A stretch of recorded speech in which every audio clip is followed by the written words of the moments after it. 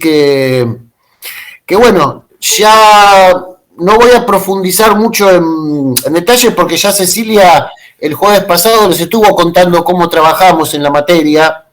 ¿Sí? La materia lo que busca es que tengamos en la medida de las posibilidades, ¿sí? Como tenemos que darla virtualmente y eso nos imposibilita al no tener el espacio físico del aula, que limita mucho,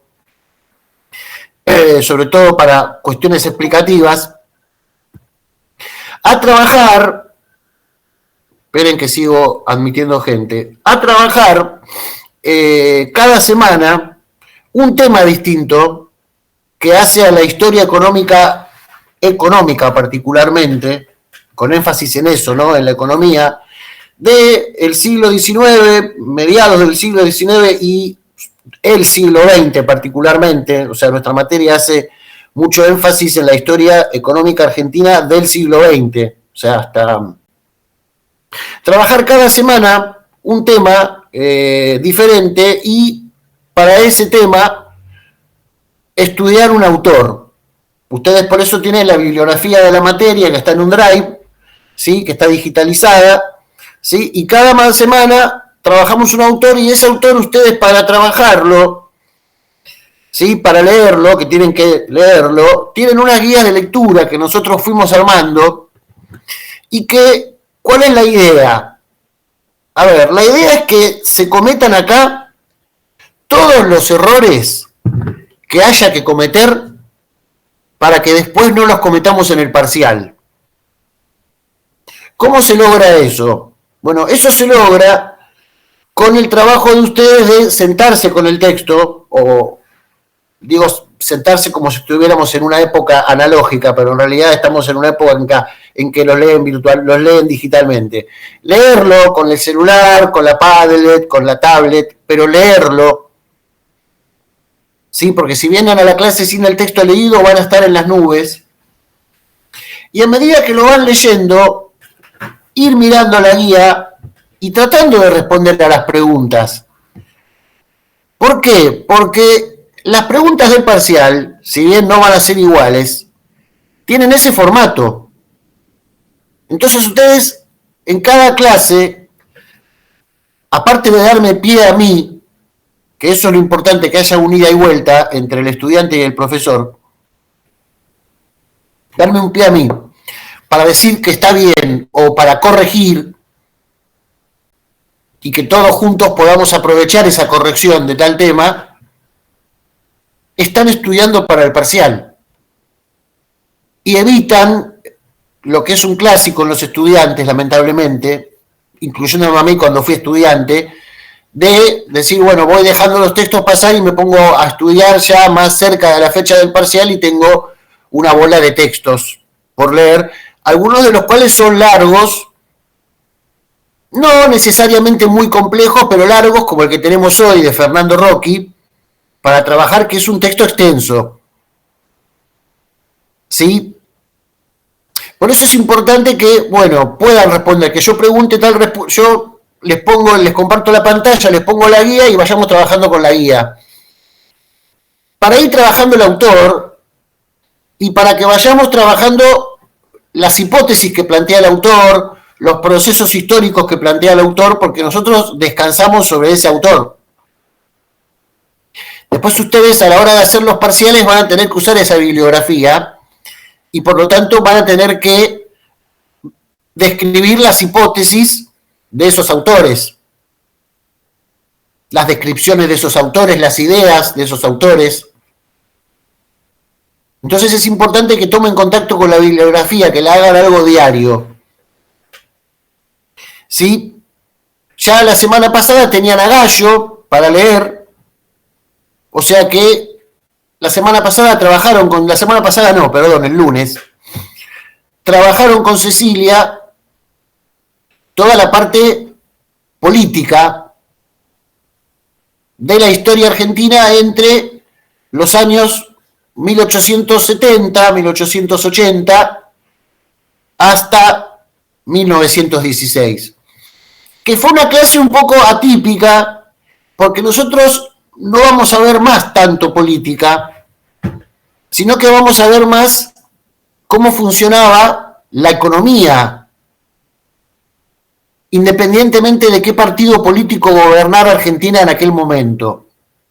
Independientemente de eso, nosotros vemos cómo funcionaba la economía y lo que cada partido político hizo también en función de la economía. ¿Qué política económica aplicó? Por eso nosotros en esta materia vemos dos cosas. Vemos cómo evoluciona realmente la economía en Argentina,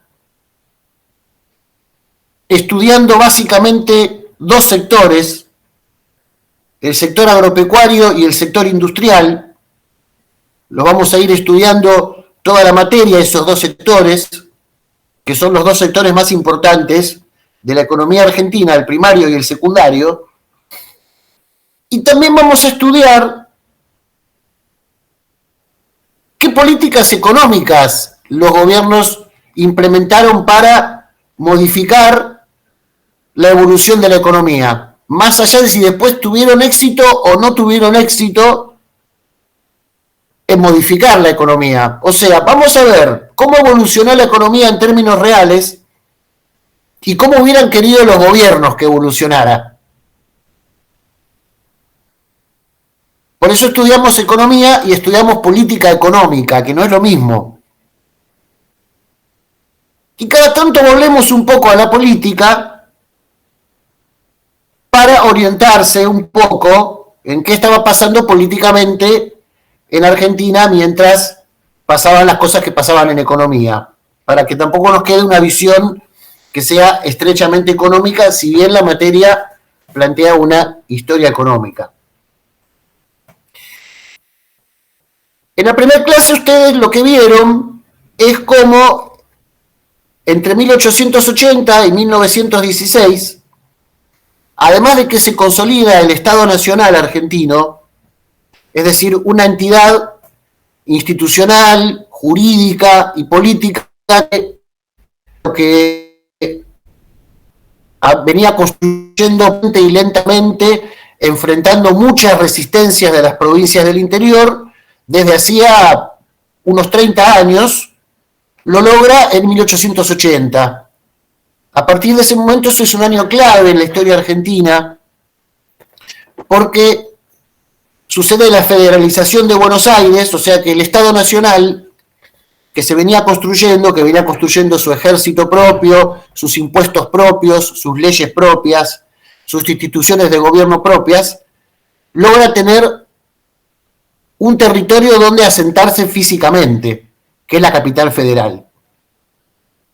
Y es políticamente significativo porque doblega, al federalizar Buenos Aires, la capital de esa época de Buenos Aires era Buenos Aires, no era La Plata, al federalizar Buenos Aires doblega la resistencia al Estado central de la última provincia que históricamente había impedido la formación de ese Estado nacional, que era Buenos Aires. Logra derrotarla y de castigo, como un castigo, le federaliza, le quita la descabeza, le quita la ciudad. ¿Sí? Obligando a Buenos Aires a construir una nueva capital. ¿Sí? Por otro lado, lo que, repaso como a modo de punteo, lo que ya tenemos para 1880, en un plano político, en un plano económico, en un plano cultural, en un plano ideológico, lo que tenemos para 1880, y eso permite que justamente sea doblegada a Buenos Aires, que tenía una dirigencia política fundada en la ciudad, es que se le opone a esa dirigencia política porteña que históricamente había evitado la creación de un Estado nacional, se le opone finalmente una clase política que representa a las provincias del interior y que está unificada y es homogénea económicamente. Y que ya ha logrado poner presidentes como Sarmiento o Avellaneda y tiene control sobre el ejército. Con la derrota de Buenos Aires, esa clase dirigente, que es una clase dirigente que ya podemos decir es una clase dirigente nacional, toma el control del Estado. A partir de ahí, lo que van a ver ustedes, lo que ustedes vieron con Cecilia es cómo esa clase dirigente nacional, que en realidad en muchos casos sus miembros tenían orígenes de la época colonial, ¿no? O sea, eran las familias patricias de las distintas provincias en los tiempos coloniales, que fueron adaptándose, que fueron sobreviviendo, que fueron cambiando de actividad económica, ¿sí? O sea, por un lado, cómo esa clase dirigente a nivel nacional, que la característica que tiene es que es una clase dirigente muy pequeña, por eso se la denomina oligarquía, porque es un grupo muy reducido, cómo logra reproducirse y mantenerse en el poder político por los próximos 30 y pico de años, a través de la construcción de un orden político que se llama el orden, se lo denominó posteriormente, se lo denominó el orden conservador. Porque a esta clase dirigente oligárquica se la suele denominar, o se los suele denominar a sus integrantes, los conservadores.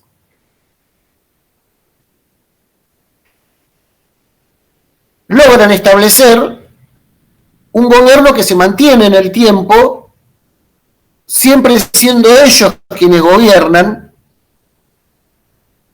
utilizando como principal institución, como principal instrumento, ¿sí?, el fraude electoral. Aunque no era solo el fraude electoral el que utilizaban, ¿sí?, es esa la principal herramienta con la cual se mantienen en el poder, con el nombre de Partido Autonomista Nacional. Esta dominación no va a ser efectiva, va a ser rechazada, va a ser resistida a partir de 1890, por un nuevo partido político que surge, que junta a todos los que habían quedado marginados de la política desde 1880, porque esta clase dirigente nacional que estamos hablando, esta oligarquía, había dejado marginados de la política a sectores que tradicionalmente la ejercían, sobre todo bonaerenses, después de la federalización, y que durante 10 años quedaron marginados de la política, que a partir de un contexto de crisis económica, que ya vamos a tener oportunidad de ver, la crisis de 1890, crean un partido político, la Unión Cívica, que se quiere constituir como opositor a este régimen conservador y fraudulento, y al cual se propone destituir mediante una revolución armada que llamara a un gobierno provisional que iba a llamar a elecciones. La revolución fracasa, pero bueno, el presidente es obligado a renunciar, eso ya lo veremos en su momento cuando hagamos más foco en la crisis del 90, pero a partir de ahí se constituye como el gran partido opositor al régimen conservador, la Unión Cívica Radical.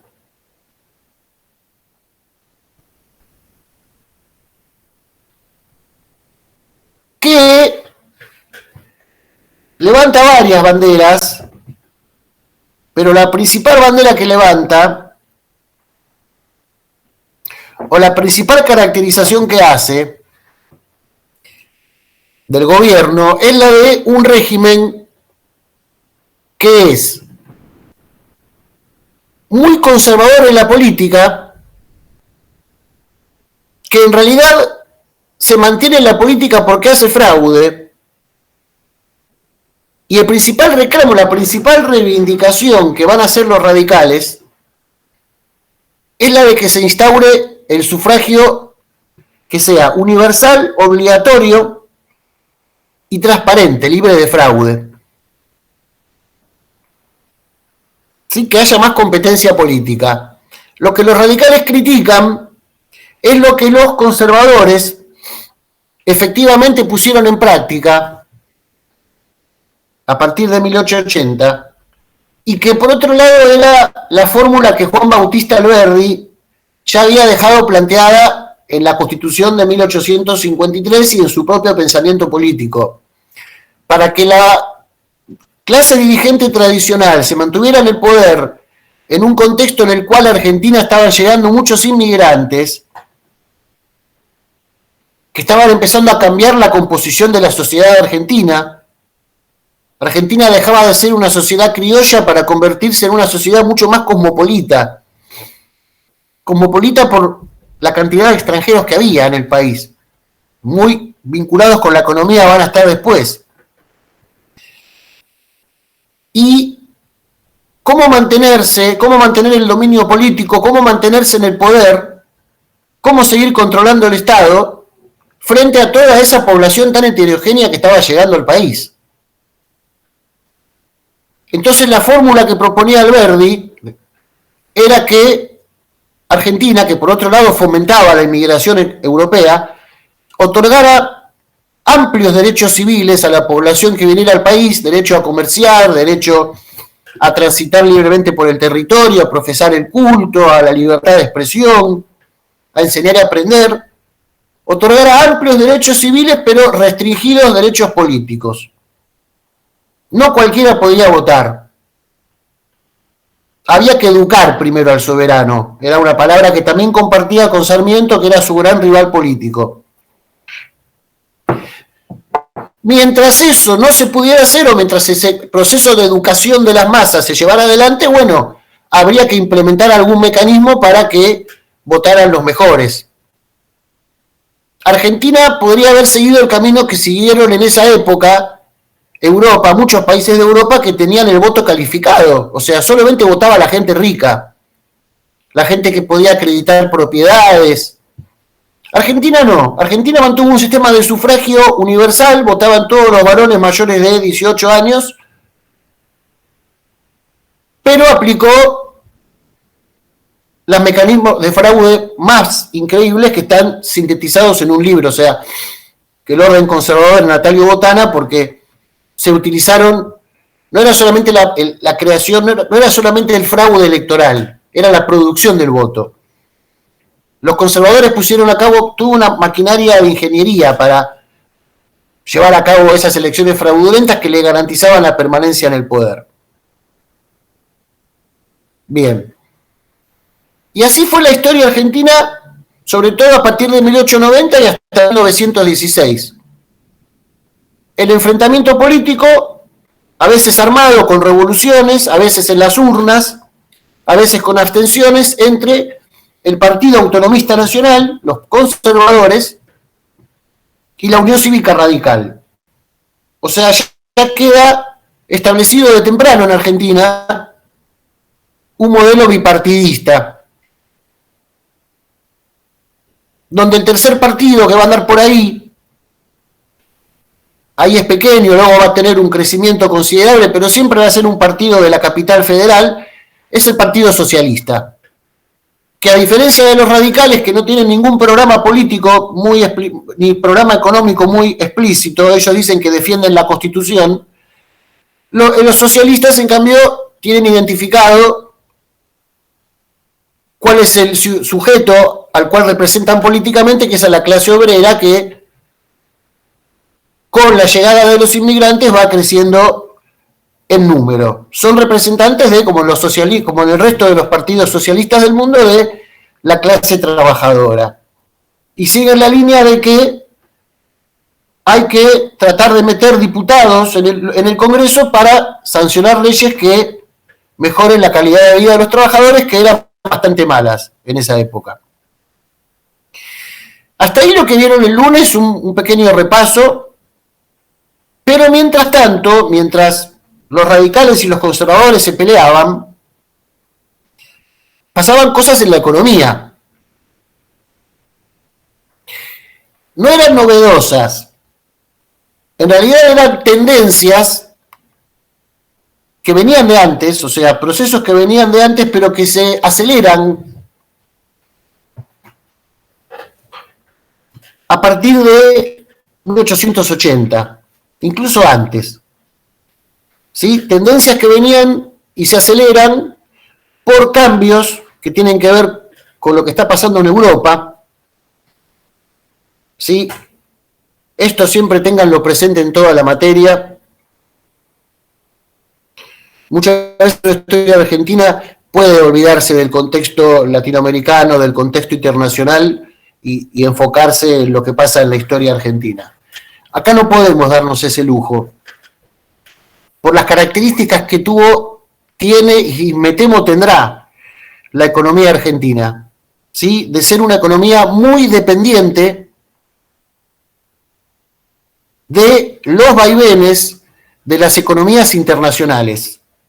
Y cuando me hablo de las economías internacionales me refiero a las grandes economías internacionales de cada época. En una época fue Inglaterra, en otra época fue Estados Unidos, hoy es China, ¿sí? La fuerte dependencia de esas economías internacionales y la vulnerabilidad frente a los sacudones económicos que pueden llegar a tener esas economías internacionales. Que falta para verlo todavía, pero el caso más emblemático que vamos a ver en la materia es el de la crisis de 1930. No sucedió en Argentina, tuvo su epicentro en Nueva York y sin embargo afectó de tal manera a Argentina que implicó el final de un modelo económico y el comienzo de otro. Entonces nosotros siempre vamos a estar muy atentos a lo que pasa en el contexto internacional. Y vamos a ir viendo cómo lo cambian, por eso lo que hayan visto en Historia Económica General, que es la primera materia de este año, de esta carrera, les va a venir bien porque es una materia donde se ven con más detalle los procesos internacionales. ¿Sí? Pero tenemos que pensarla así. Y estaban pasando cosas en la economía, entonces, que les decía que era la aceleración de tendencias que ya venían de mediados del siglo y se aceleran. Una de ellas es la ocupación del territorio que todavía se encontraba en manos de los indígenas, porque la Argentina del siglo XIX tenía esa particularidad, ¿no? Que uno hoy cuando anda en ruta por la provincia de Buenos Aires, por La Pampa, no puede creer que una vez hubo una frontera interna, ¿no? O sea, una parte importante del territorio argentino estaba bajo control de las poblaciones originarias todavía, ¿no? Desde tiempos coloniales nunca habían podido ser sometidas y ocupaban con justo derecho, hay que decirlo también, con justo derecho, lo que eran sus territorios. A partir de este periodo se intensifica el avance del Estado sobre esos territorios que no controlaba y la apropiación de nuevas tierras. ¿Estimulado por qué? Estimulado por la demanda que Europa empieza a tener de alimentos a partir de 1850, a partir de la segunda mitad del siglo XIX. Se ven los efectos de la primera y la segunda revolución industrial, se ven los efectos de la urbanización de Europa. Los países europeos que se industrializaron están abandonando la producción de alimentos para dedicarse a la producción manufacturera y por lo tanto está habiendo escasez de alimentos en Europa para poblaciones más numerosas que habitan en las ciudades. Entonces, esa demanda de alimentos Europa la va a buscar a un continente que históricamente había sido proveedor de materias primas para Europa, incluso en tiempos coloniales, que era América Latina.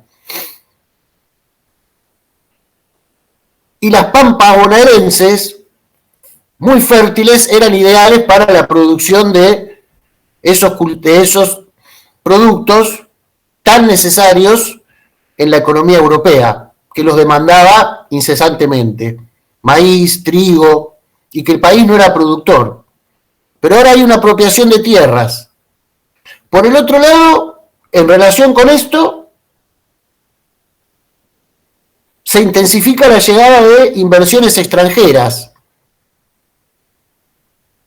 que se van a complementar muy bien con el aumento de tierras disponibles, porque la mayoría de las inversiones extranjeras en el país de la época son ferrocarriles.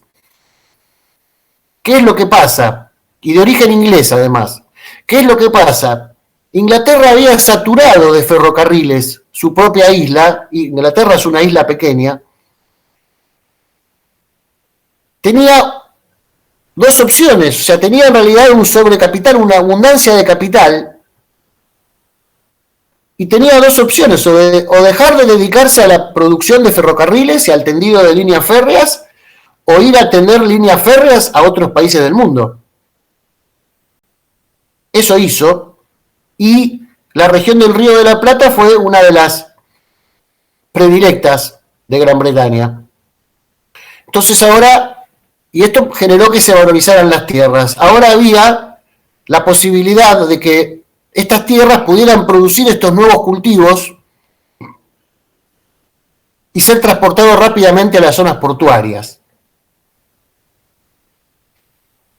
Pero además se intensificó, y eso es probablemente lo que más se intensificó, el flujo de personas que llegan a Argentina en calidad de inmigrantes para convertirse la mayoría de ellos en residentes permanentes, que está relacionado con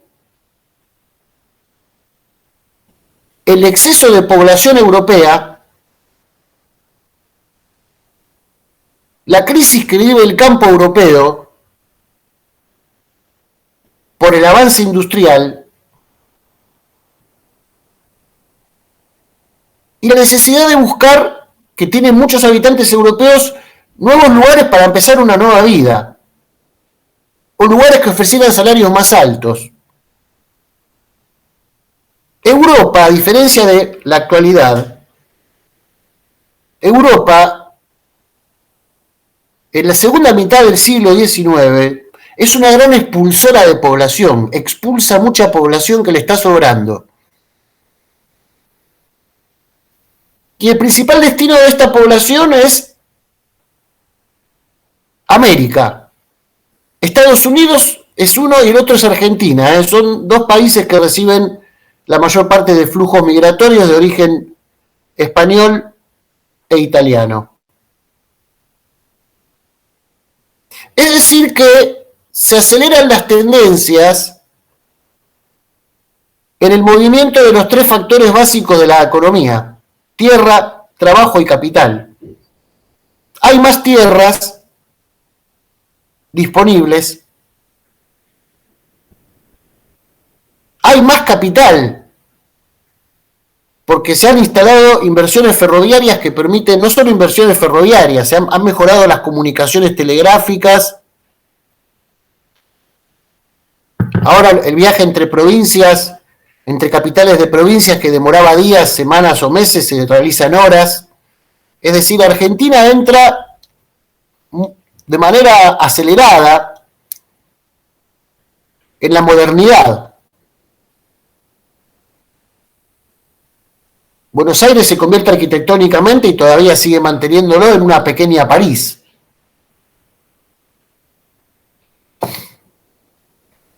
Se ha creado básicamente lo que se denominó, lo que posteriormente una rama de economistas argentinos, en la década del 60, mucho después, dijeron que fue el modelo agroexportador. Argentina, entre 1880 y 1930, tuvo una economía basada en la producción de materias primas enviadas a un puñado de países con los cuales tenía relaciones comerciales preferenciales. El principal era Inglaterra. Después venían por ahí Francia, Bélgica, Alemania. Pero el principal socio comercial era Inglaterra. Inglaterra era Argentina del siglo XIX, gente, lo que China es hoy Argentina del siglo XX. China es nuestro principal socio comercial. Inglaterra era nuestro principal socio comercial. Inglaterra aporta con ferrocarriles, aporta con bancos, aporta con empresas de electricidad, aporta con empresas de transporte tranviario y aporta sobre todo las principales manufacturas, la producción manufacturera de la época. Los utensilios eran todos de origen inglés, provenían de la industria británica. Y además Inglaterra aportaba con crédito, con deuda.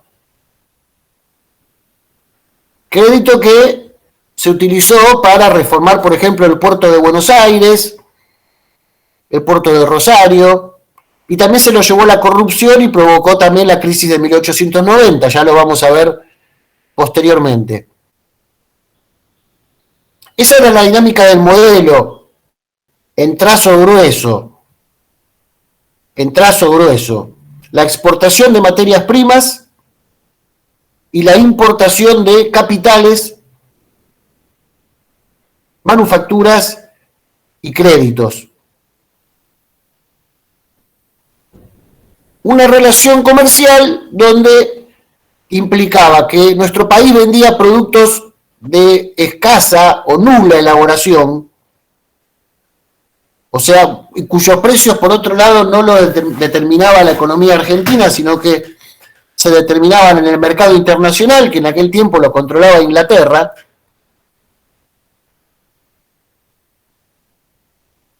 Y a cambio, con lo ganado por la venta de esos productos, tenía que comprar productos que eran mucho más caros.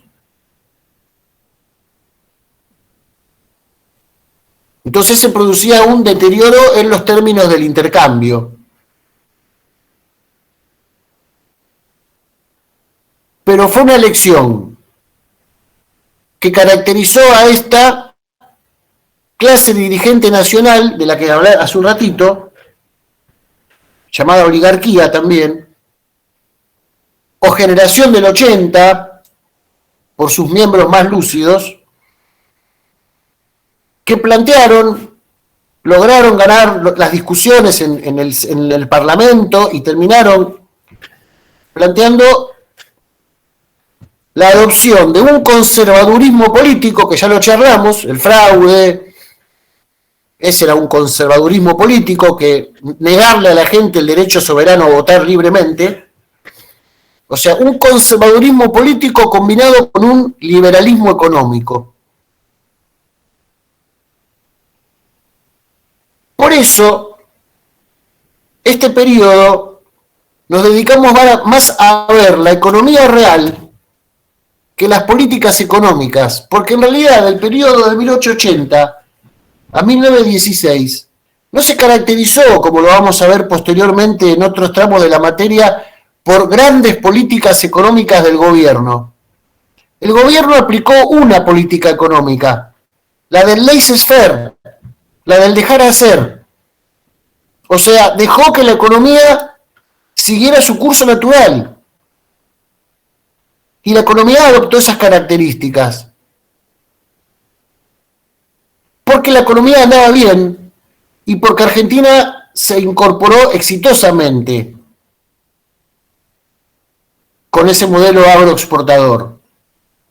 Entonces no hay grandes políticas económicas, por eso no mencionamos presidentes en específico. Más adelante en otros tramos vamos a hablar directamente de presidencias puntuales, porque vamos a estudiar las políticas económicas de esa presidencia actual. Pero acá ni siquiera hablamos de los presidentes. Acá nos dedicamos a ver cómo evolucionaron los factores de la producción.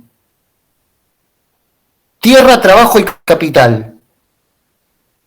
En una economía de libre mercado, como era la del modelo agroexportador, una economía abierta, asociada a Inglaterra y muy vulnerable a los humores de los mercados internacionales. Muy vulnerable. Si había una crisis en Inglaterra, repercutía en Argentina. Eso es lo que un poco invita a hacer, voy a compartir la página, es lo que invita a hacer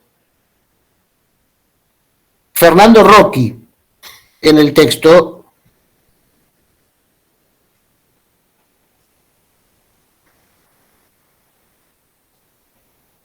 Espérenme un segundo, ¿eh?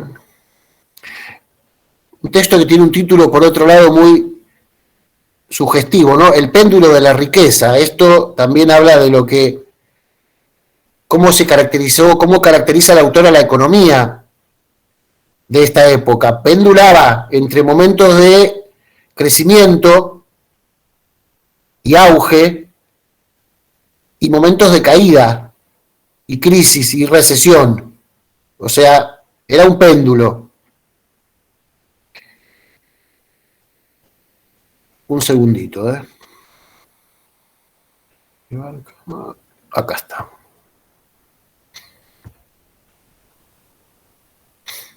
¿Hasta acá tienen alguna duda, algo que quieran, les haya quedado del lunes, que quieran evacuar?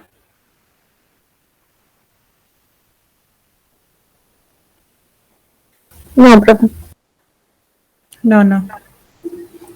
Bien, para esta etapa no se van a tener que acordar ni de nombres de presidentes ni de nada. Sí es importante que sepan esta estructura, ¿no? Conservadores y radicales, conservadurismo político, liberalismo económico. Lo cual es muy común, ¿eh? Es muy común que los conservadores sean conservadores en política, pero sean muy liberales en economía. Bueno, la guía es una guía larga, no la vamos a terminar de hacer hoy, me parece. Fíjense que hay varios ítems, ¿no? Crecimiento económico y exportaciones, que lo vamos a trabajar ahora. Economía pampeana, ganadería, agricultura e industria. Se mete también con el comercio y las finanzas, o sea, el sector terciario. Bueno, acá dice interno, pero tiene que decir mercado interno y mercado nacional, faltó poner mercado. Los vaivenes de la economía y el rol del Estado. O sea, Rocchi trabaja varias cosas. Yo quisiera que empezáramos trabajando el tema del crecimiento económico y las exportaciones. Sí, la primera pregunta, por ejemplo, dice, ¿qué datos proporciona el autor para dar? Ahí estaba el mercado que faltaba. Sí. Ah, por eso. Yo digo, ¿qué pasa acá? Digo yo. Para dar cuenta. ¿Ves como una palabra mal puesta? Yo eso siempre le digo a mis alumnos de secundaria. Una palabra mal puesta, mal acentuada. Esperen que lo arreglo ahora. Te altera el orden del sentido de una frase. Es así.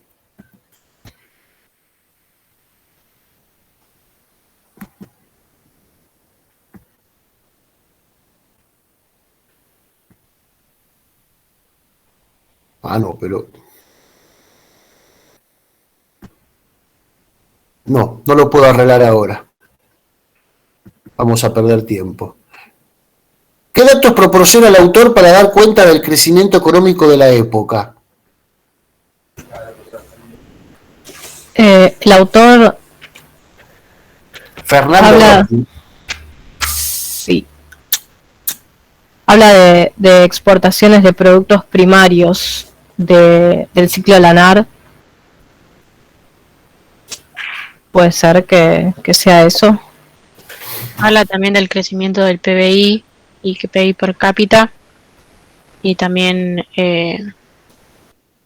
habla del consumismo que se genera distinto a la época anterior, con la colonial, digamos. Bien, el periodo, sobre todo 1900, yo me olvidé de algo, gracias.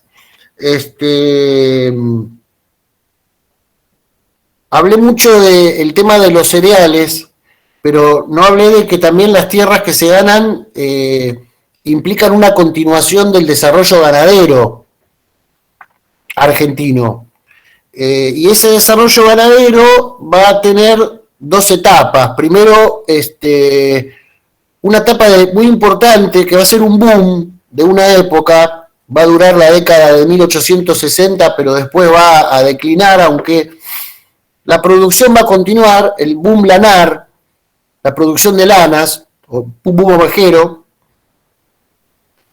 pero ya para 1870 ese boom ovejero terminó porque uno lee Martín Fierro, por ejemplo, y Martín Fierro lo que habla es de que las estancias lo que tienen son hacienda. Martín Fierro es una fuente muy, muy confiable de la época, ¿no? Aparte de un libro que yo siempre recomiendo leer. Lo que tiraron ahí, muy cortito, es que Argentina, sobre todo en todo el periodo del modelo agroexportador, de 1880 a 1930, con sus etapas y subetapas que vamos a ver, Argentina en promedio tuvo siempre un crecimiento positivo del Producto Bruto Interno y un crecimiento del Producto Bruto Interno elevado, sobre todo en la década que va de 1900 a 1910. Ahí se alcanzaron tasas de crecimiento del Producto Bruto Interno y del Producto Bruto per cápita, ¿no? O sea, lo que recibe cada habitante del país, que no se volvieron a registrar nunca más en la historia argentina. No sé si se refieren a eso, ¿sí? O sea, esto es lo que hace que todavía hoy tengas un núcleo importante de intelectuales, de políticos, que siguen defendiendo que Argentina tiene que ser un país básicamente productor de materias primas, porque cuando se dedicó a eso exclusivamente, tuvo las mejores tasas de crecimiento, pero claro, eso fue hace 100 años. Hoy estamos en una economía donde los principales países no apuestan a los sectores agropecuarios, sino a los sectores industriales.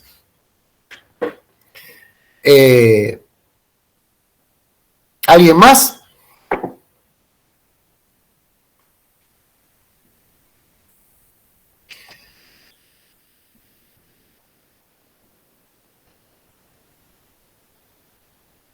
Bueno, vamos con la segunda.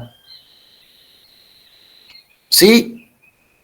Estamos de acuerdo en que el motor del crecimiento económico fueron, como ahora, ¿sí? Eso, la economía argentina no cambió mucho, en las exportaciones.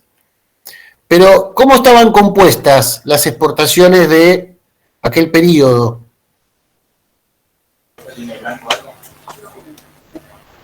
Y cómo se comportaron también, ¿no?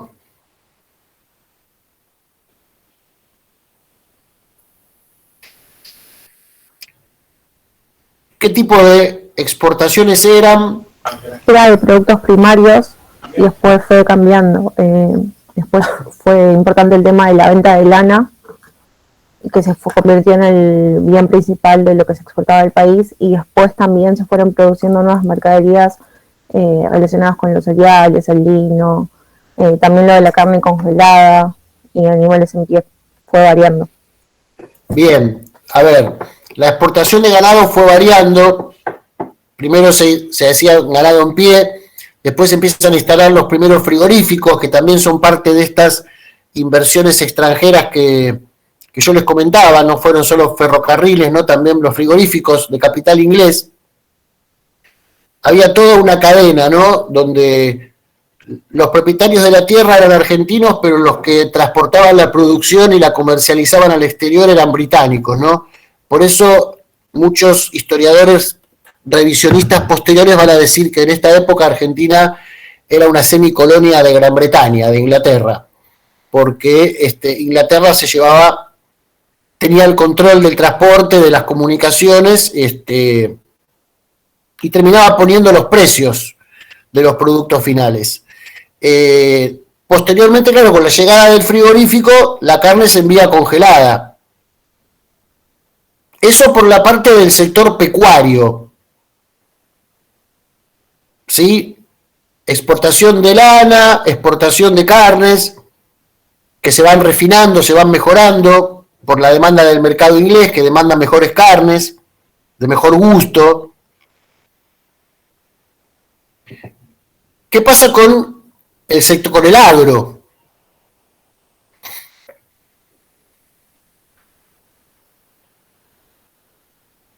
A fines del siglo XIX como que se diversifica y empiezan a exportarse también cereales, lino, eh, otro tipo de cultivos. Siempre acuérdense de estos tres, que son los tres, es la tríada, como yo digo, ¿no? Que caracterizan el modelo agroexportador. Maíz, lino, como lo dijiste vos, y trigo. ¿Sí? Que Argentina pasa en pocos años, gracias a una política de colonización, o sea, de entregar en la provincia de Santa Fe, sobre todo, también en el norte de la provincia de Buenos Aires, o sea, de entregar pequeñas parcelas de tierra a colonos, ¿no? Crea todo un núcleo, una zona de pequeños propietarios que se van a dedicar a la siembra de trigo. Hasta ese momento Argentina era un país importador de trigo. O sea, no producía trigo, pero no suficiente para abastecer la demanda interna y tenía que importar harina de Estados Unidos.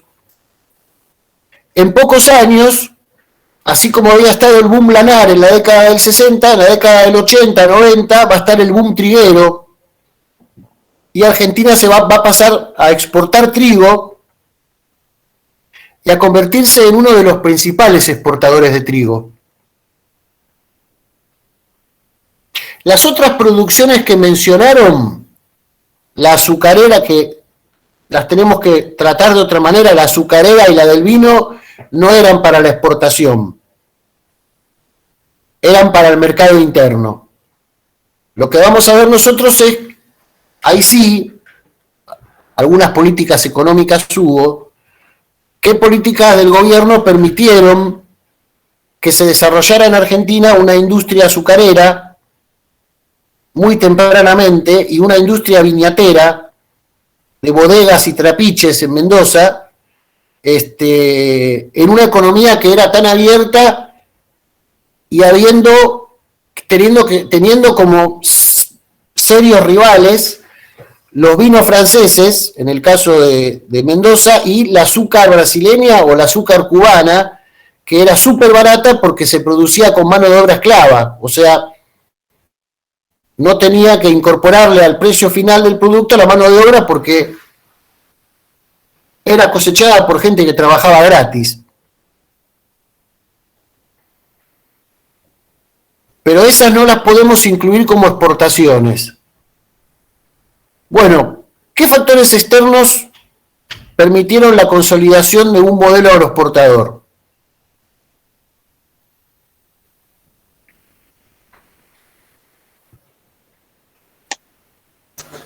Desarrollo del capitalismo internacional, proceso de industrialización, aumento en la demanda de alimentos para su población y materias primas para sus fábricas, factores de producción móvil como el trabajo y el capital.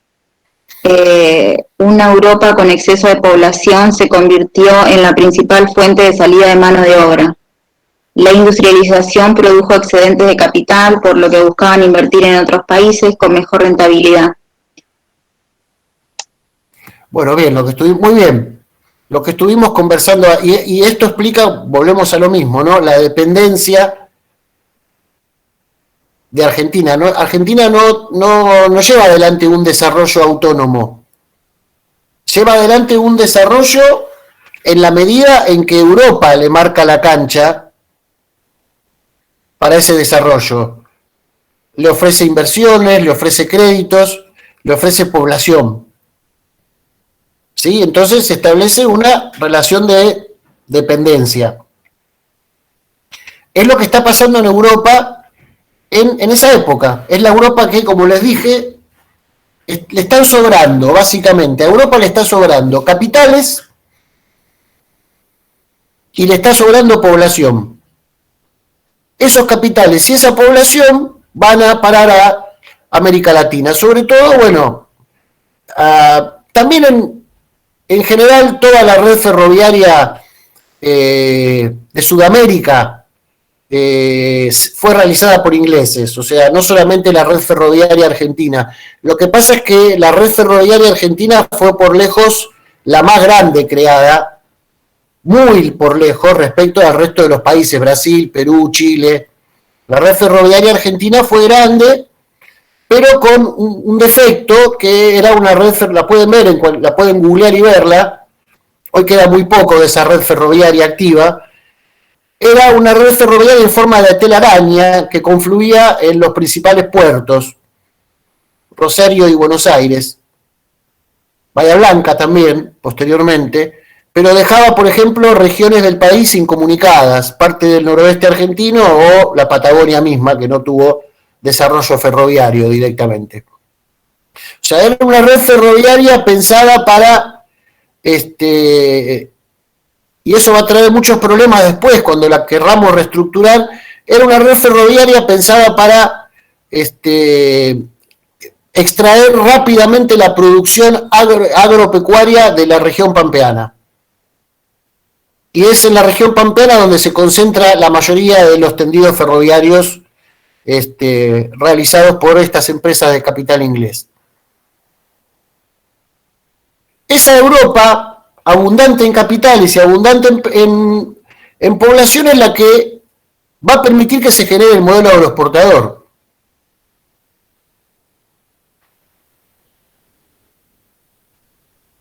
Bien. ¿Qué factores internos permitieron la consolidación de la economía agroexportadora? Explíquelos teniendo en cuenta los factores productivos: tierra, trabajo, capital. Es decir, ¿cuáles fueron las cuestiones domésticas que permitieron también, ¿no?, la consolidación del modelo agroexportador? Tierra, forma de apropiación, rol del Estado, trabajo, origen, colonización agrícola. Con respecto al capital, detalle, rol del Estado, importancia de las inversiones extranjeras, origen del capital externo, destino de las inversiones. O sea, bueno, bien. ¿Cómo fue la creación del modelo agroexportador? Ya sabemos lo que Europa nos dio. ¿Cómo lo usamos nosotros eso? ¿Sí? Esa nueva tierra que se gana, que se incorpora al Estado, ¿quién se la queda? ¿De qué manera? ¿Qué políticas va a llevar adelante el gobierno para fomentar el modelo agroexportador? ¿Qué rol va a tener el Estado?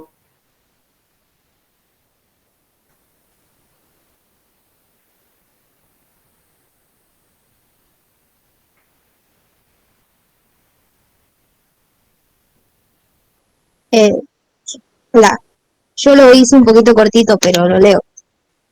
No hay problema, lo importante es hacer y compartir. Con respecto a la tierra, puse que en general poseía climas y condiciones favorables que permitían la producción de bienes que contaban con alta demanda en el mercado mundial. Las tierras eran muy fértiles y los costos de producción eran bajos en términos internacionales. Muchas de las tierras fueron apropiadas a través de la campaña del desierto y luego fueron utilizadas para cultivar, se vendieron, creo que decía. Con respecto al trabajo, el factor más importante fue la gran cantidad de personas que ingresaron, que provocó un crecimiento demográfico debido a las malas condiciones de los superpoblados países europeos. Y con respecto al capital, las inversiones extranjeras llegaron por dos condiciones: la seguridad y la rentabilidad. La seguridad es porque se creó un marco jurídico más amplio a partir de la Constitución del 53 y Después se notó algunas cosas como emisión de bonos por los que se pagaba un interés mayor que el Banco Europeo y el Estado ofrecía sus ingresos como garantía. Algunas de esas cosas se notan. Bien, perfecto, cortita hacia el pie. Dos cositas voy a decir nada más. O sea, que me parece que ya les tiene que empezar a quedar en claro hoy con este texto de Rocky y lo van a volver a ver en más profundidad con Míguez, el texto de Míguez, que es el próximo que sigue. Cuestiones de la tierra. O sea, ¿qué características tiene el régimen de la tierra en el modelo agroexportador argentino? ¿Sí? Bueno, la conquista del desierto, o sea, de las tierras de los pueblos nativos originarios, la incorporación, lo que va a hacer es acentuar una tendencia que ya venía en el campo argentino, ¿sí? Que es la tendencia a la concentración de la tierra en pocas manos. O sea, Argentina no es la Pampa, la región pampeana, no es una región de pequeños y medianos productores dueños de la tierra, sino que es más bien un lugar caracterizado por la existencia de establecimientos denominados estancias, que tenían muchos miles de hectáreas y que pertenecían a un solo dueño. Se denominaba a ese tipo de extensión tan grande de tierra latifundio. Estancia o latifundio. Eso va a llevar, ese régimen de propiedad de la tierra va a llevar a que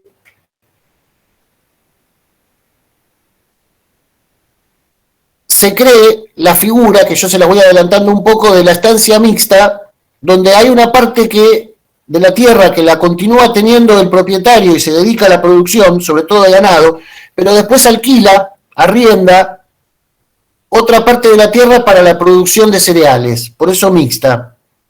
O sea, esta apropiación masiva de la tierra por pocas personas va a generar a la vez una figura masiva que es la de los arrendatarios, o chacareros también, que trabajan la tierra que no poseen, ¿sí? Y que, bueno, va a ser una fuente de tensión y conflicto en algún momento en la historia argentina, ¿no? Sobre todo por el tema de los cánones de arrendamiento, los contratos de alquiler, que eran muy leoninos. Y por el otro lado, el rol del Estado, ¿sí? Ustedes me pueden decir antes de ir al rol del Estado, pero Hernando, hace un ratito nos hablaste de Santa Fe. Sí, Santa Fe fue un caso donde, junto un poco con Entre Ríos, fue la excepción a la regla. Fueron regiones de mediana y pequeña propiedad. Pero la provincia de Buenos Aires no tuvo ese régimen de propiedad, de mediana y pequeña propiedad, salvo en los partidos cercanos a la capital, que eran los más antiguos. Pero a medida que uno se iba dirigiendo al sur de la provincia, predominaba la gran estancia. Y ni hablar en los territorios patagónicos incorporados cuando son derrotados los pueblos nativos. Respecto al rol del Estado, yo les contaba, vos lo marcaste bien, en realidad es un Estado liberal en su ideología, en su pensamiento, ¿sí? O sea, plantea, pero también es un Estado que cumple las funciones de la Constitución, que es la protección de la propiedad privada. Eso es lo que estimula la llegada de los capitales extranjeros, o sea, hay seguridad jurídica, pero no se trata solamente de seguridad jurídica, sino que el Estado, otro tema por el cual después va a haber muchas críticas de los historiadores revisionistas, es decir, le da garantías. Estas inversiones de las que hablamos no vienen porque sí. De hecho, Inglaterra tenía otros muchos lugares a donde poder ir a construir ferrocarriles. Vienen porque estas inversiones exigen garantías que el gobierno les otorga. Por ejemplo, voy a un caso particular que es la construcción del ferrocarril, era muy importante, entre Córdoba y Rosario, porque recorría toda la zona cerealera. Ese ferrocarril y algunos otros ferrocarriles más. Después el gobierno la dejó esa política. El gobierno les garantizaba un 7% de ganancia en el caso de que no produjeran ganancia estos ferrocarriles en los primeros años. Se llamaba la garantía del 7%. Pero además, en el caso sobre todo del ferrocarril de Córdoba a Rosario, se le otorgó gratuitamente 1 legua, que son 5 kilómetros, 1 legua a cada lado de donde iba a pasar la vía. De modo que las empresas ferroviarias se convirtieron también en propietarias de tierra. Porque esas tierras que reciben gratuitamente son posteriormente vendidas. Proceso que fue conflictivo, porque en esas tierras que se les entrega al ferrocarril vivían de manera precaria, vivía gente, no estaban despobladas. Por lo tanto hubo que desarraigar gente para que el ferrocarril llevara adelante su negocio. O sea, la construcción del modelo agroexportador y la construcción del Estado Nacional no son, ya se dan cuenta, un proceso pacífico. Está recorrido por la sangre y por la violencia. Es decir, se exterminó a varios pueblos nativos para extender el dominio del Estado Nacional. Y se expulsó de la tierra a personas para permitir la llegada de capitales extranjeros. Eso va a llevar a las críticas posteriores que dijeron que Argentina era una semicolonia. En todo caso, del Estado lo importante que tengan en cuenta es que el Estado garantizaba con bonos, con subsidios, garantizaba la presencia de esas inversiones extranjeras. La pregunta es, que se van a hacer después, más adelante, otros historiadores económicos, es si el Estado no podría haberlo hecho él, en vez de gastar dinero en garantizar inversiones extranjeras, construir una red ferroviaria nacional, con capitales nacionales. Están los que dicen que Argentina no tenía los capitales nacionales, el ahorro de capital necesario para poder llevar a cabo una obra importante como era un desarrollo ferroviario. Imagínense miles de kilómetros de vías, de postes telegráficos, de construcción de locomotoras y vagones. Argentina no disponía de esa industria para llevarla adelante. Y quienes dicen que en realidad no, Argentina podría haber llevado adelante un desarrollo ferroviario nacional y prefirió aliarse, subordinarse a los intereses de Inglaterra. Yo les ofrezco ambas miradas. Rocky no plantea esto en el texto. Rocky lo que le interesa es ver cómo funciona el modelo agroexportador, más allá de si lo manejan los ingleses o lo manejan los argentinos. Bien.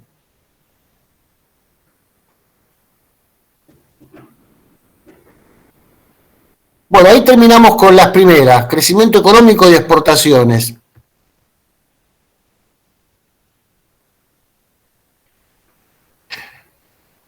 Bueno, vamos a economía pampeana. Ganadería, agricultura e industria.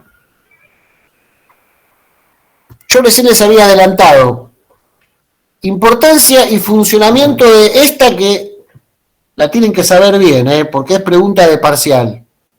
De la estancia mixta.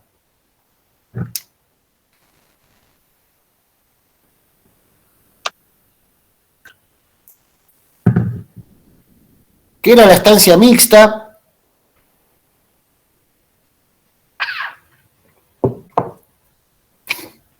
¿Por qué era importante? ¿Cómo funcionaba? La La estancia mixta combinaba la agricultura con la ganadería. Se producía cereal con instalaciones más modernas, a diferencia de las estancias coloniales.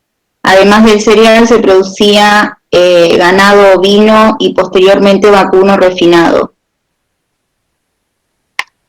No sé si quieres seguir. importante es, bien, Si quieres, completo la importancia, si bien antes había fuerte producción agropecuaria, es la instancia mixta que hace que haya el boom de exportaciones, ¿no? hay una relación fuerte, sí. O sea, quienes,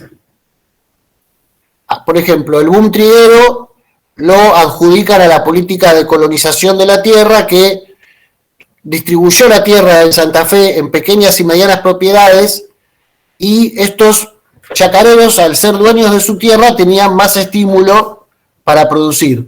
Cuando vos sos dueño de tu tierra, tenés más estímulo que para producir que cuando no lo sos, en teoría. Esto es como una casa, cuando uno es propietario tiene más estímulo para hacerle modificaciones, cuando uno es inquilino no, porque en cualquier momento lo sacan. Así como al boom triguero se lo adjudica esta política de colonizaciones, el boom exportador de carne, que proviene de otra provincia, proviene de Buenos Aires, es Buenos Aires de donde proviene el ganado vacuno que se exporta, está asociado a la institución de esta estancia mixta, que acá lo que le faltó explicar es el funcionamiento. Es decir, se utiliza una parte de la tierra en una época del año para la cría del ganado, que tiene 2 etapas. Engorde, primero la cría, desde su nacimiento, y después el engorde, antes de enviarlo al frigorífico. Hay tierras para cría y hay tierras para engorde. Y el resto de la tierra se arrendaba en pequeñas chacras de unas 200 hectáreas aproximadamente, es el promedio, con contratos de 3 años. Finalizados esos 3 años, el chacarero tenía que irse, pero le tenía que dejar el campo alfalfado para que el estanciero corriera la cría de ganado y el engorde a esos nuevos campos y dejara descansar los otros. Por eso eso explica el gran aumento de la producción agropecuaria. Hay un uso más racional de la tierra.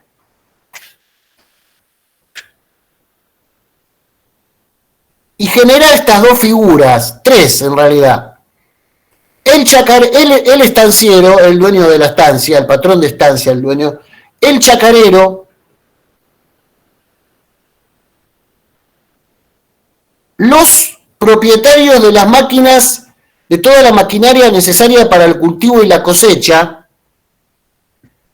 que vagaban por los campos en las épocas de cultivo y cosecha con sus equipamientos porque el chacarero, que no era propietario de sus tierras, tenía muy poco estímulo para comprar su propio tractor o su propio arado. Es decir, estaba tercerizado todo eso. Y en el último escalón de la sociedad agraria, de la sociedad rural pampeana, estaban los peones los peones de estancia, que podían ser peones permanentes, trabajaban permanentemente en la estancia, o jornaleros o braceros que solo tenían trabajo en las épocas de cultivo y en las épocas de cosecha. Eso era el campo bonaerense, cuyo núcleo era la estancia mixta. ¿Sí? Entonces recuerden, boom triguero asociado a la colonización en pequeñas propiedades. Boom ganadero asociado a la estancia mixta, con este sistema de rotación.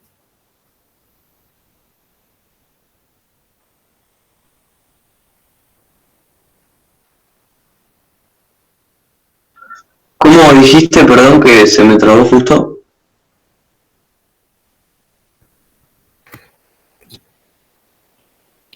A ver, no sé dónde me quedé. Pero por un lado, el boom triguero está asociado a la política de colonización en pequeñas y medianas propiedades, que estimulaban al dueño de la tierra a producir, porque era suya la tierra. En cambio, el boom ganadero está asociado a la estancia mixta, que rotaba la tierra. y permitía hacer las dos cosas a la vez. Por eso están los que dicen que más que el boom triguero, la estancia mixta es responsable de todo, porque todo lo que se producía en la tierra que se arrendaba también aumentaba la producción agropecuaria. Míguez, que lo van a ver la próxima clase, maneja esa hipótesis a diferencia de Rocky. Míguez dice que el corazón del modelo agroexportador es la estancia mixta. Fue la vuelta que le encontraron de rosca los productores agropecuarios argentinos para producir más de las dos cosas, de carne y de cereales. Y además, bueno, absorber toda esa población inmigrante que venía, ya sea, porque ya tanto los chacareros como los braceros, como los peones eran de origen extranjero. ¿Eso era o me faltó algo? Sí, eso, perfecto, gracias. Bueno, la otra un poco se la respondí yo. Estructura social del agro pampeano, estancieros, arrendatarios, peones, braceros. A ver, si me estuvieron escuchando, que yo sé que cuesta un jueves ya hasta ahora, fíjense lo que figura en la pregunta: estancieros, arrendatarios, peones y braceros. Yo mencioné uno más que no aparece. Chacarero. Sería el arrendatario, está bien, sería el arrendatario. Porque lo que se arrendaban eran chacras, y una chacra es una superficie menor de tierra que una estancia. Los propietarios de las máquinas. Los propietarios de la maquinaria agrícola, muy bien, perfectamente. Y también... En el texto hay otro más que no está en la pregunta, que creo que eran cabañeros o algo así. Muy bien, los cabañeros, ¿sí? Que se dedicaban a la cría, o sea, porque al estanciero hay que dividirlo en dos. Eso ya lo vamos a ver con Míguez, pero lo vamos a retomar después en textos que ya se dedican a la década del 30 y 40. Una pregunta. Sí. El texto hablaba, como bien dijo la otra chica, que hablaba de estanciero cabañero y también había un invernador, como que no llegué a interpretar bien a qué se dedicaba, porque también estaba el criador. A eso iba. Ok. No hay que ver a los estancieros como un grupo homogéneo, es decir, que eran todos iguales. Estaban los denominados cabañistas, porque tenían la cabaña, no porque vivieran en cabañas, sino porque tenían establecimientos que le decían cabañas, que se dedicaban a la cruza de ganado, el refinamiento de ganado, lo criaban de nacimiento, pero no era ganado que estuviera apto para el consumo todavía. Ese ganado después pasaba al estanciero invernador, que es otra figura, que se dedicaba a, bueno, dicen que era, bueno, a ver, ahí estaban las injusticias. El estanciero invernador era el que menos hacía y el que más plata se llevaba. Porque el estanciero invernador era quien era porque tenía las mejores tierras. ¿Las mejores tierras para qué? Para engordar el ganado. Entonces, en realidad, mientras el cabanista se dedicaba a todas las cruzas de ganado, a los refinamientos, estaba atento a las demandas del mercado inglés, el invernador lo único que tenía que hacer era sentarse a mirar cómo las vacas comían pasto y engordaban. Y cuando ya estaban en el punto justo, las vendía al frigorífico a un precio que ponía él, no el criador. Entonces esto va a llevar a que haya conflictos entre los criadores y los invernadores. Pero hay dos posturas acá. Está la postura que dice que había invernadores por un lado y criadores por otro, que eran dos grupos sociales diferentes dentro de los estancieros y que no se llevaban bien entre ellos porque había diferencias. Vuelvo a decir, el invernador se dedicaba a mirar crecer, a mirar las vacas engordar. Otros dicen que en realidad no era tan así, no era tan tajante la diferencia y que había estancieros que eran las dos cosas a la vez. Eran criadores y eran invernadores, tenían la cabaña y tenían las tierras para el engorde del ganado. Probablemente lo que hubiera fuera ambas cosas, hubiera estancieros que solo tuvieran campo de engorde, estancieros que solo tuvieran cabaña y estancieros que tuvieran las dos cosas. Pero el conflicto estaba y la división entre cabañero y invernador también. ¿Se entiende? Profe, sería como ahora, como en la actualidad. Bueno, yo voy a serte sincero.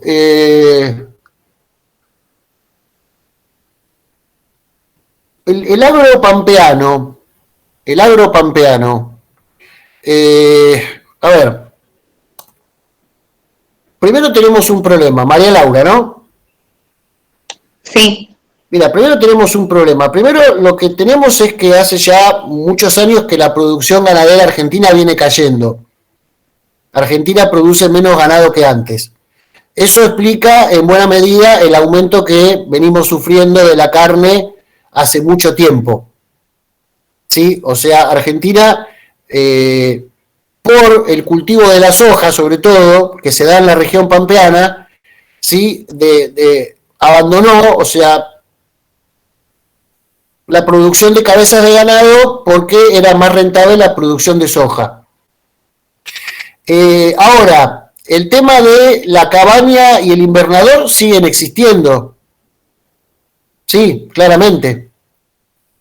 Lo que pasa es que ahora Argentina no es un gran exportador de carnes. Argentina lo único que exporta básicamente es la cuota Hilton, que es lo que tiene con Europa. Hace 100 años Argentina exportaba muchísima más carne.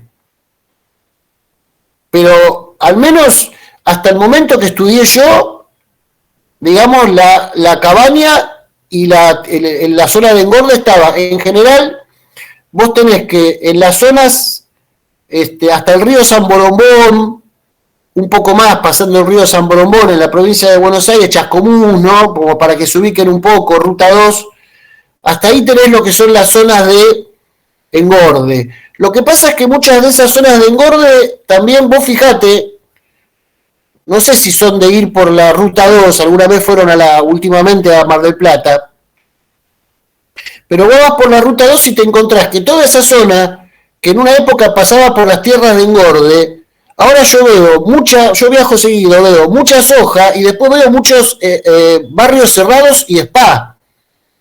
O sea, yo estoy viendo que las tierras que se usaban para el engorde de ganado ahora se están usando para otra cosa.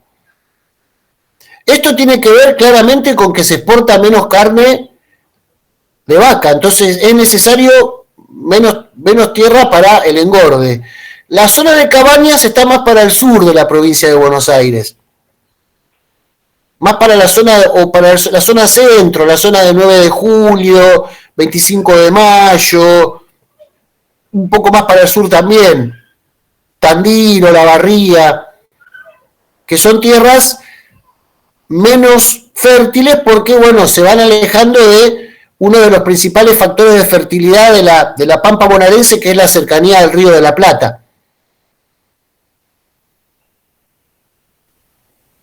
Y a la cuenca del Plata en general, ¿no? También, digamos, Río Paraná, Río Uruguay, ¿sí? Pero bueno, hay cosas de la economía argentina que me puede decir, no han variado. Y hay cosas de la economía argentina que no han variado en estos 100 años. O sea, la economía argentina sigue dependiendo para crecer de su sector exportador.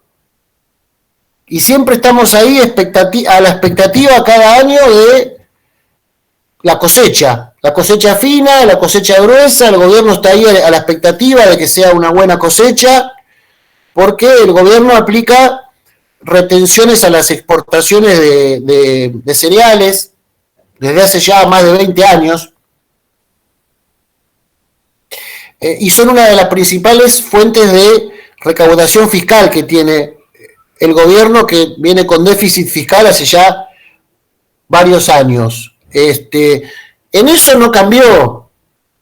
Seguimos dependiendo del sector externo. Lo que pasa es que las exportaciones de hoy tienen poco que ver con las de ayer. Y después, bueno, hay mercados que los hemos perdido. Por eso hoy ya Argentina no es un gran exportador de carnes. Nos ganó Brasil, nos ganó Uruguay hace rato, nos ganó Paraguay nos ganó. Que Paraguay no era un productor de carne. Paraguay nos ganó.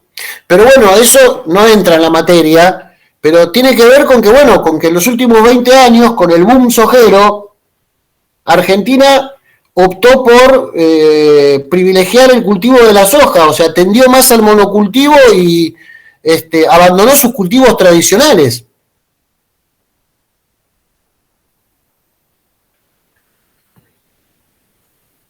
Bueno.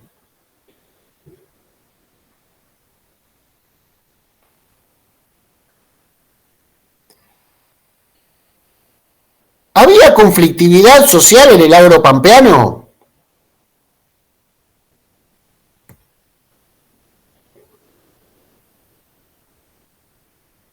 O sea, ¿cómo se llevaban los estancieros, los arrendatarios?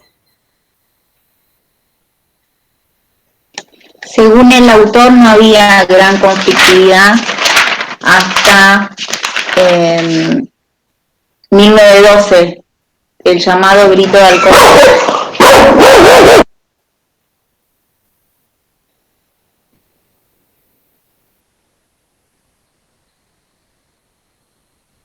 No te preocupes. Perdón.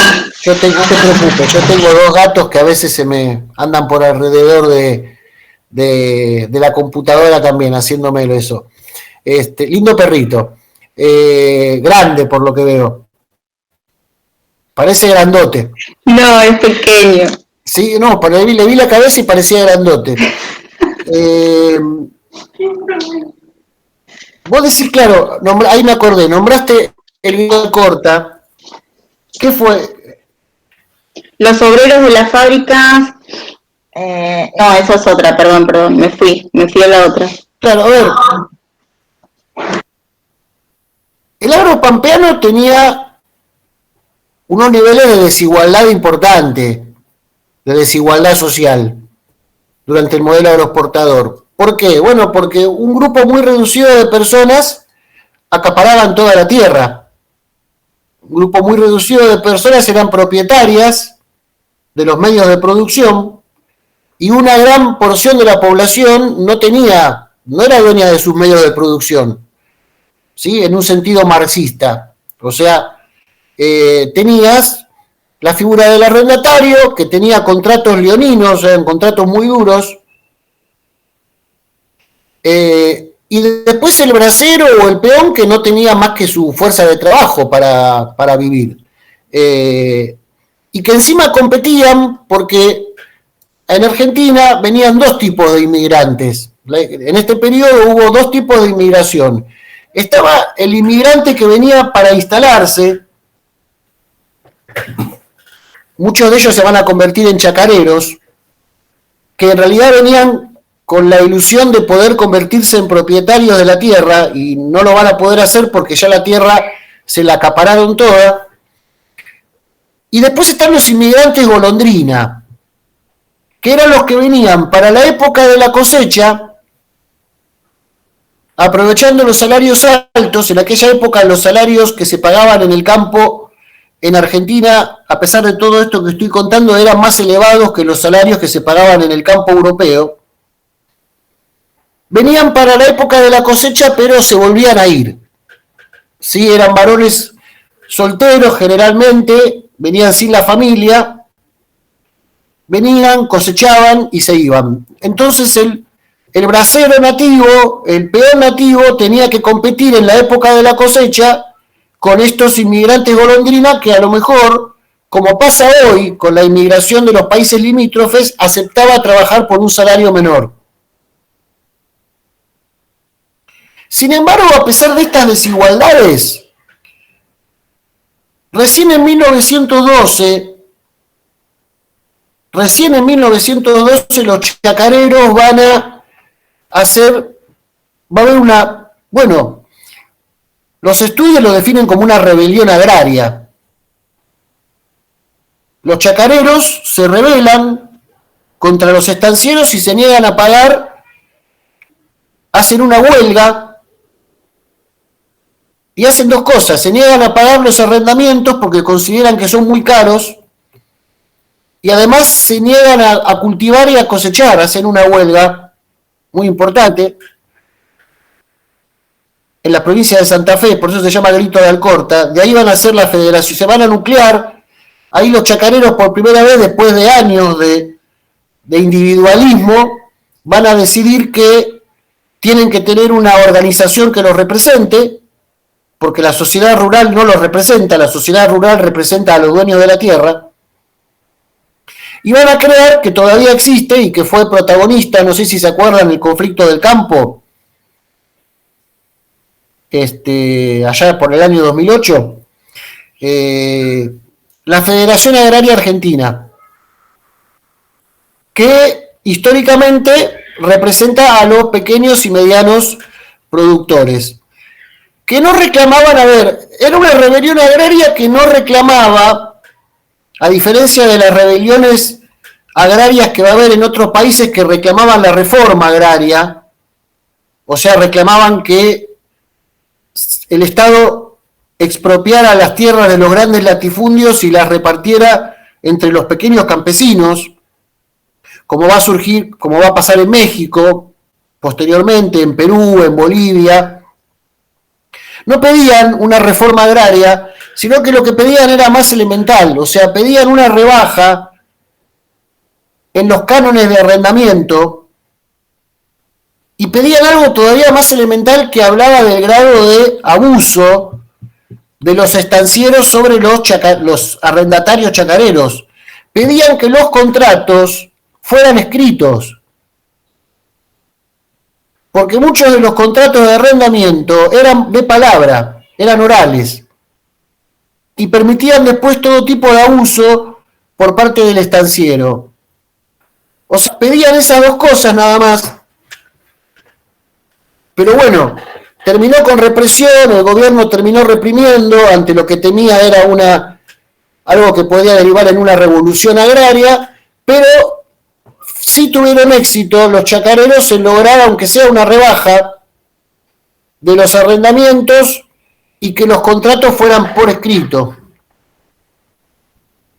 Y también que se unificara, porque lo que pasaba hasta ahí es que los contratos de arrendamiento, algunos duraban un año, otros duraban 2, otros duraban 3, o sea que como sucede con la ley de alquileres ahora, que estableció en 3 años el periodo de un contrato de alquiler, estableció eso, unificó los contratos de arrendamiento en un mínimo de 3 años.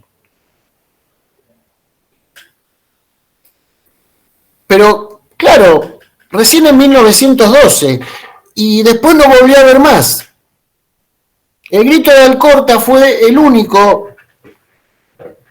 la única rebelión agraria hasta que vino el conflicto que se denomina genéricamente el conflicto del campo.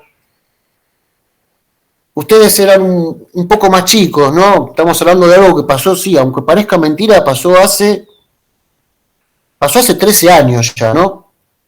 Que es una rebelión de los productores de soja frente a un aumento que pretendía establecer el gobierno de Cristina Kirchner, que recién había asumido, el primer gobierno.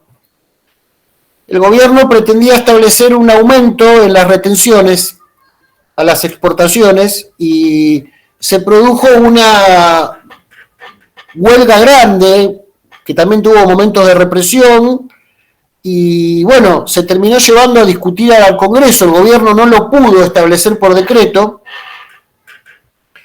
entonces decidió que se discutiera en el Congreso.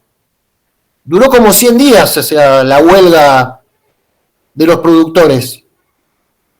Hubo momentos que hubo desabastecimiento en la ciudad. Y bueno, en el tratamiento parlamentario el proyecto es aprobado en la Cámara de Diputados, pero en la Cámara de Senadores, esto fue famoso, quedó empatado y el vicepresidente, que uno esperaba que desempatara a favor del gobierno, desempató en contra, que era Julio Cobos, que fue famosa la frase que dijo: mi voto no es positivo, por la forma en que dijo que no. Esas son en realidad los únicos dos momentos en que el campo argentino estuvo efervescente. Y llama la atención porque con la desigualdad que había, debería haber sido más frecuente que el campo argentino fuera motivo de rebeliones agrarias, como sí sucedió en el resto de Latinoamérica. Bueno.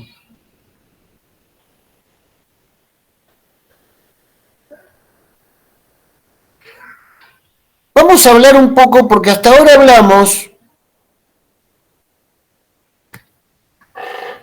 de los aspectos agropecuarios del modelo agroexportador.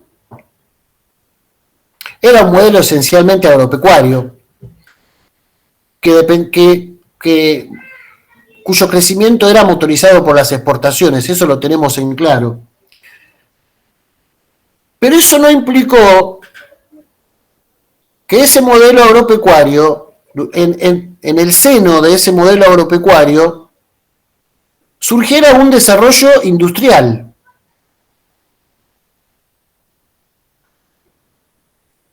O sea, un desarrollo del sector secundario.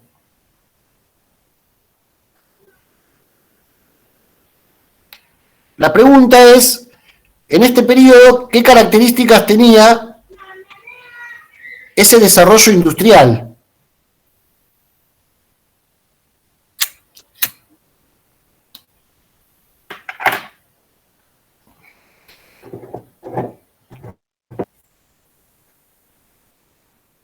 Yo puse, se desarrolló en torno a la producción de artículos de consumo y creció como resultado de la protección arancelaria y el aumento de la demanda agregada.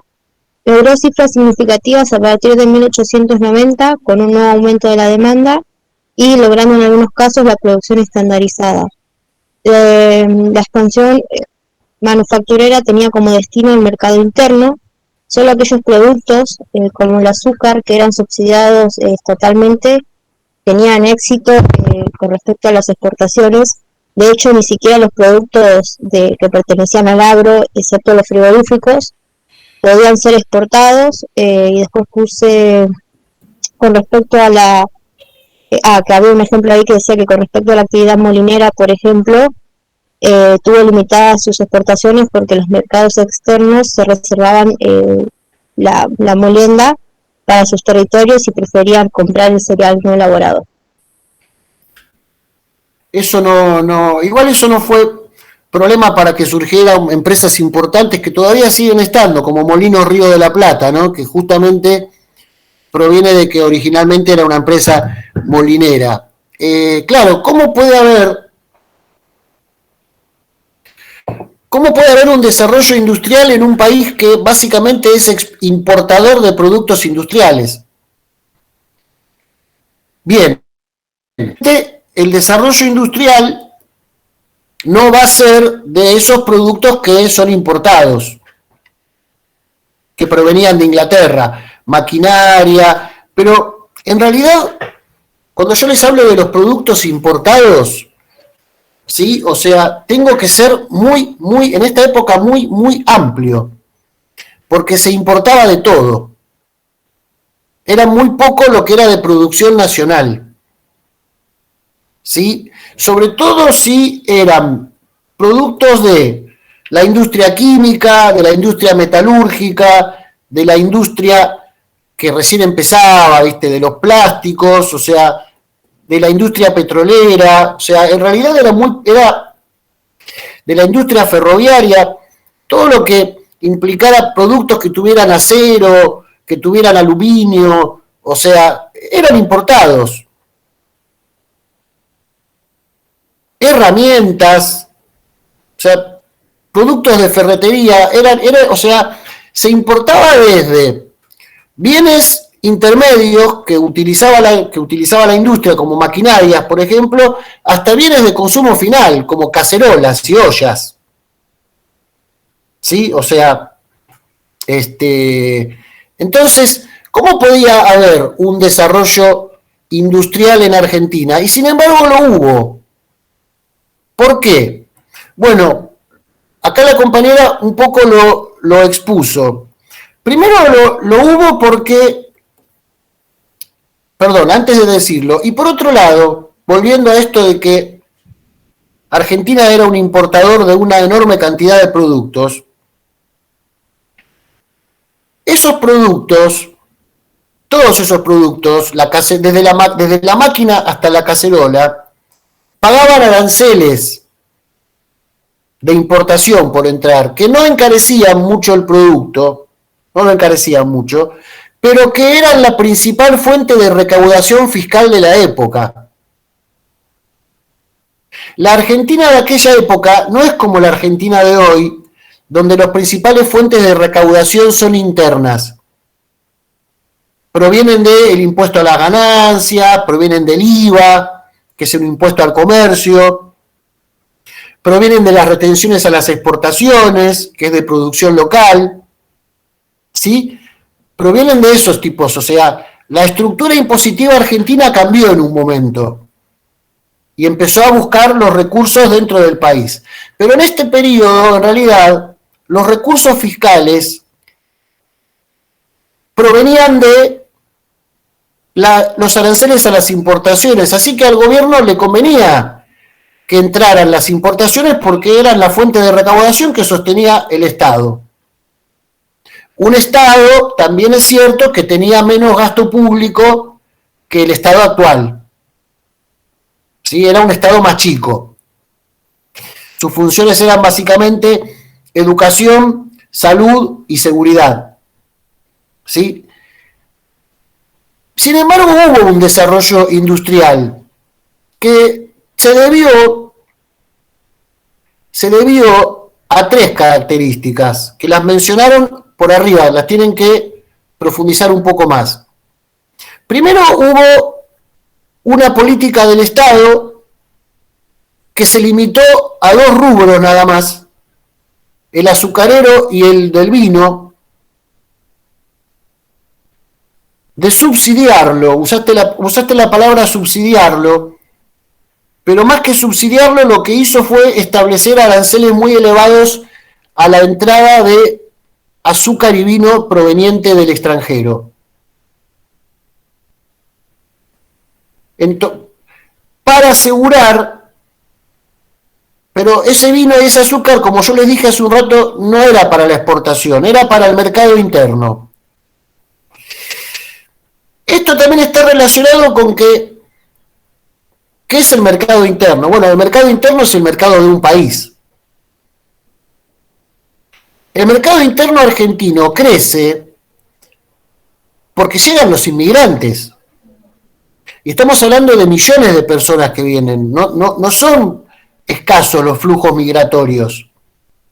El censo, por ejemplo, el censo nacional de 1895 y el de 1914 lo vuelve a establecer, dicen que por cada 3 habitantes locales hay uno extranjero. Es una proporción alta de extranjeros.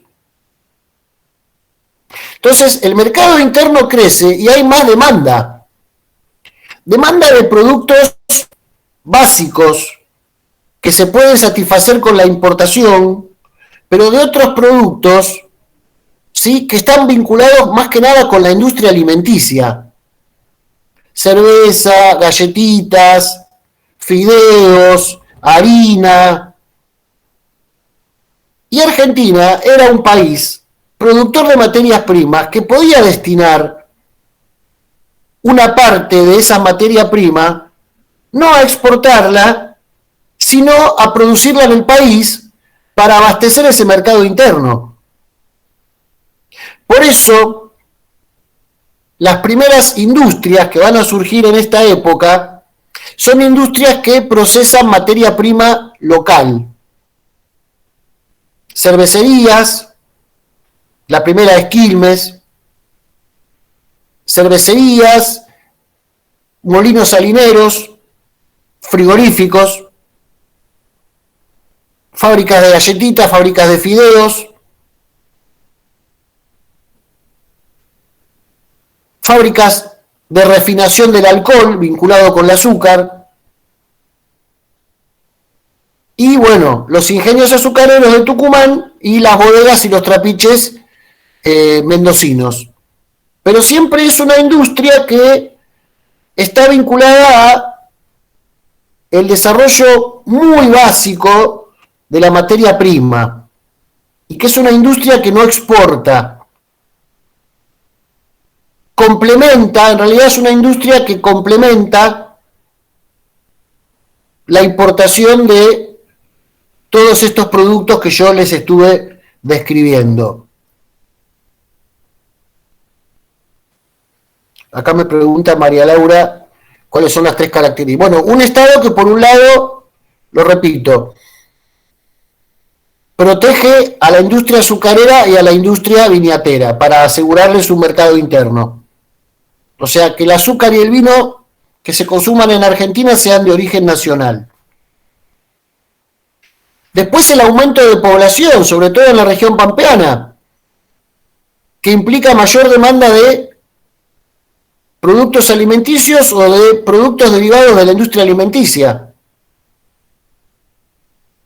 Y después, bueno, la abundancia de materia prima que permitía decir, bueno, una parte de la materia prima no la exportemos, destinémosla al mercado local para su procesamiento y venta en el mercado local. La cerveza es el mejor ejemplo, es el procesamiento de varios cereales y su fermentación con alcohol. Eso también, y acá por eso es importante empezar a hablar un poco de los eslabonamientos que una industria puede producir hacia adelante o hacia atrás. ¿Qué son los eslabonamientos? Bueno, cuando una industria se instala puede necesitar productos que necesita que otra industria se los proporcione, pero que la existencia de esa industria estimula la creación de esa otra industria. La demanda de cerveza y la producción de cerveza estimuló la industria del vidrio para la producción de los envases. O sea, provocó un eslabonamiento hacia atrás, porque la industria del vidrio no es para el consumo final, sino que es un bien intermedio. Se vende a otra industria para que la otra industria proceda al embotellamiento de la bebida X. Esas son las tres características que permiten este desarrollo industrial, que después vamos a ir viendo como tenemos un texto de industria, ¿sí? Esta industria argentina va a ir mutando posteriormente. Es todavía una industria muy chiquita, es una industria que está localizada básicamente dentro de la ciudad de Buenos Aires y a lo sumo en Rosario, y que emplea todavía poca mano de obra.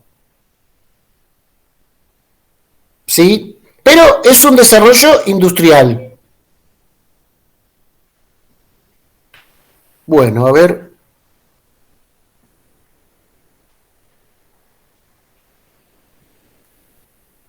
Bueno, vamos a hacer una cosa. Vamos a terminar acá por hoy. ¿Les queda a ustedes hacer comercio y finanzas, mercado interno y mercado nacional, vaivenes de la economía y rol del Estado? Que es volver un poco sobre temas que ya estuvimos charlando. Son unas cuantas preguntas, pero no van a tener inconvenientes. Pero bueno, este es el sistema que tenemos que hacer, ¿sí? Es importante que las respondan, aunque sean cortas, aunque tengan dudas de si las respondieron bien. Tómense el trabajo de hacer el borrador para que sea un ping-pong y podamos ir corrigiendo. Yo les voy a pedir una cosa, esta y todas las clases, que seguramente Cecilia también se lo pidió, que cuando se vayan, en el chat me pongan apellido y nombre, ¿sí? Para que yo pase la lista de presentes. El link ya lo tienen, es el mismo siempre, todos los jueves, así que nos estaremos viendo el jueves que viene. Yo calculo que terminarán el texto de... Calculo, eso lo decidirá después Cecilia. De todas maneras, al texto de Rocky le sigue el texto de Míguez. Por lo tanto, si terminan Rocky, ya vayan leyendo Míguez, que es probable que lo trabajemos el próximo jueves.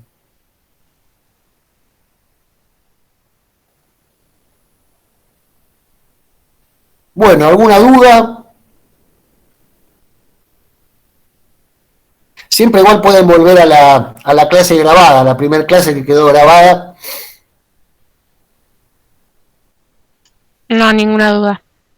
Bueno, entonces no me queda más que saludarlos. Espero que tengamos un cuatrimestre lindo. Siempre los segundos cuatrimestres son más bravos porque uno ya viene más cansado del año.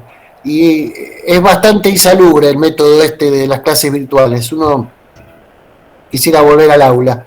Esperemos que el año que viene sea así.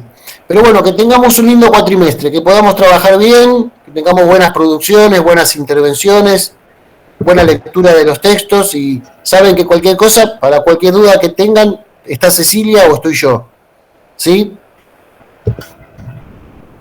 Profesor, una pregunta. En la clase pasada con Cecilia estuvimos con el texto de... Gallo. Exacto, y nos habían quedado las últimas preguntas. Eso lo vemos con ella la clase que viene. Les habían quedado... Las últimas preguntas, creo que nos habíamos quedado en la sexta o en la séptima. Yo eso no lo sabía. Yo arranqué directamente con Rocky. Ah, no, está bien. Bueno, si no, se la comunicamos a Cecilia y la clase que viene. Y terminamos de ver esas. Y después seguimos con comercio y finanzas. Sí, no sé si cometí un error yo. O no me lo avisó. Porque yo directamente tenía entendido que teníamos que empezar con Rocky hoy, que ya habían visto todo el texto de Gallo. Bueno, no sé si... hagan una cosa, tampoco es grave. No, obvio.